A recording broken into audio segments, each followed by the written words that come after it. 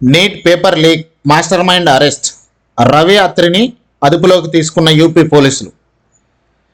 Neat paper leakage వెనుక solver gang ఉందని తేలింది. మాస్టర్ మైండ్ రవి అత్రిని ఉత్తరప్రదేశ్ స్పెషల్ టాస్క్ ఫోర్స్ పోలీసులు శనివారం అరెస్ట్ చేశారు. ఈ కేసులో కొంతమంది విద్యార్థులు మధ్యవర్తులను ఇప్పటికే అరెస్ట్ చేసిన బీహార్ పోలీసులు వాళ్ళను లోతుగా విచారించడంతో సాల్వర్ గ్యాంగ్ విషయం బయటపడింది.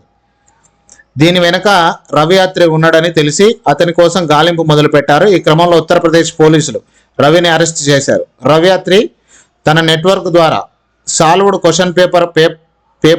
క్వశ్చన్ పేపర్ను సోషల్ మీడియా ప్లాట్ఫామ్లో అప్లోడ్ చేస్తుంటాడు. అందుకే ఈ గ్యాంగ్ను సాల్వర్ గ్యాంగ్ అంటారు. గ్రేటర్ నోయిడాలోని నిమ్కా గ్రామానికి చెందిన రవి అత్రి వివిధ గ్రామాల్లో పేపర్ లీకేజీలకు పాల్పడ్డట్టు ఆరోపణలు ఉన్నాయి. Medical entrance exam paper leak చేశాడనే ఆరోపణలతో 2012లో ఢిల్లీ క్రైమ్ బ్రాంచ్ పోలీసులు రవిని అరెస్ట్ చేశారు. మెడిసిన్ మధ్యలోనే మానేసి రవి అత్రి కూడా మెడికల్ స్టూడెంటే, కానీ చదువు పూర్తి చేయకుండా మధ్యలోనే మానేశాడు. 2007లో మెడికల్ ఎంట్రన్స్ ఎగ్జామ్ ప్రిపరేషన్ కోసం రవిని అతని కుటుంబం రాజస్థాన్లోని కోటాకు పంపించింది. ఆ ఎగ్జామ్ను 2012లో రవి క్లియర్ చేశాడు.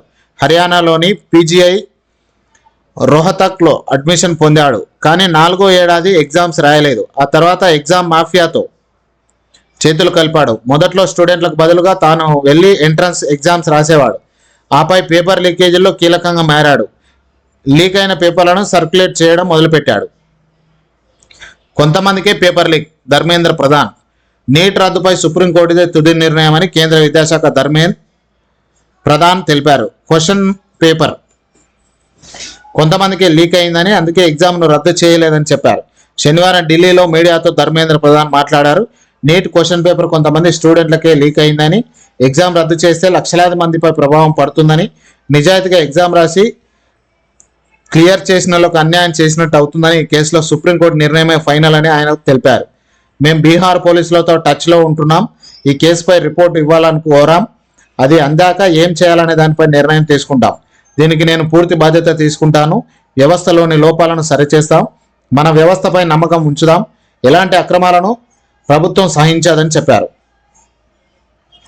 పరీక్షల నిర్వహణలో సంస్కరణల కోసం హై లెవెల్ కమిటీ.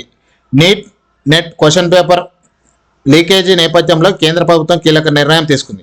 పరీక్షల నిర్వహణ పారదర్శకంగా నిష్పక్షపాతంగా ఉండడం కోసం హై లెవెల్ కమిటీని ఏర్పాటు చేశాం. ఈ కమిటీ పరీక్షల నిర్వహణలో తీసుకోవాల్సిన సంస్కరణలు, డేటా సెక్యూరిటీ ప్రోటోకాల్లో ఇంప్రూవ్మెంట్, నేషనల్ టెస్టింగ్ ఏజెన్సీ పనితీరు మెరుగుపరిచేందుకు తగిన సిఫార్సులు చేస్తుంది అని విద్యాశాఖ పేర్కొంది. ఇస్రో మాజీ చైర్మన్ రాధాకృష్ణన్ నేతృత్వంలో ఏర్పాటు చేసిన ఈ కమిటీలో ఢిల్లీ ఎయిమ్స్ మాజీ director doctor Randeep Guleria, HCU VC professor B J Rao, IIT Madras professor K Ramamurthy, Karmayogi Bharat board member Pankaj Bansal, IIT Delhi professor Aditya Mittal, కేంద్ర విద్యాశాఖ జాయింట్ సెక్రటరీ గోవింద్ జైస్వాల్ ఉన్నారని యూజీసీ చైర్మన్ జగదీష్ కుమార్ తెలిపారు.